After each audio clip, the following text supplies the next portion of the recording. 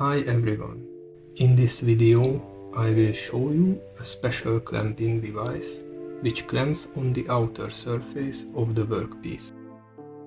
First, let's take a look around from the outside. Now let's disassemble it and see the components.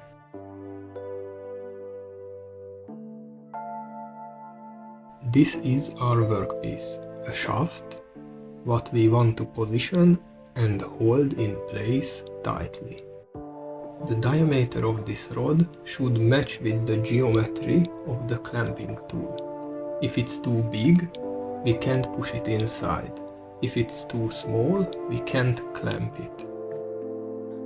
The base element is a V-block with 90 degrees side walls. This ensures accurate positioning and stable holding of the workpiece. But in order to fix the shaft, we also need a clamping force that presses the rod against the side walls. All of the following parts are used to generate this force. The next part is the top part. There is a slanted hole which has a key role in generating this clamping force. Here you can see the clamping rod, which has the following features: a threaded end,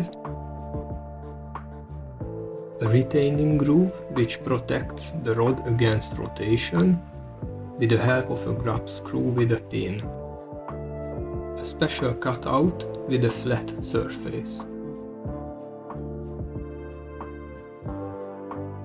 We have two bronze bushings at the two ends. They are guiding the clamping rod and providing a low friction. Of course, some kind of lubrication is recommended. They can be pressed fitted or glued into the housing and can be replaced when they wore out. We can operate the device with a knob with internal thread, or with a bigger hand wheel, or even with a handle if more clamping force is needed.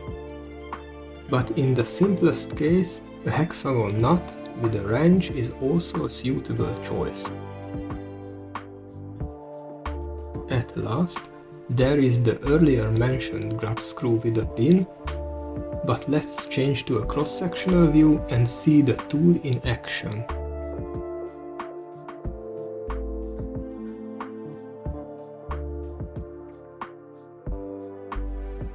By tightening the knob, the rod moves towards the workpiece.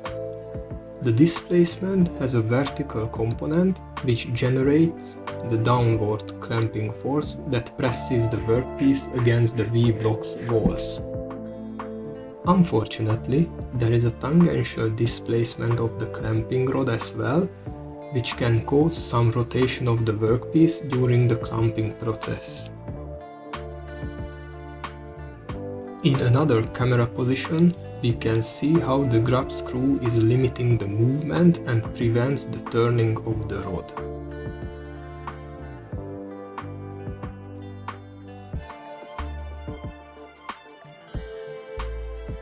At the end of the video, I collected some pros and cons about this tool. The advantages are accurate positioning, stable holding of the workpiece, and the robustness. The disadvantages are that the workpiece may rotate slightly during clamping because of the movement in tangential direction. The slanted hole, the V-block, the cutout in the clamping rod make the manufacturing a little bit difficult. But what do you think? Would you use it in your workshop? Share your thoughts in the comment section. Thanks for watching. Bye.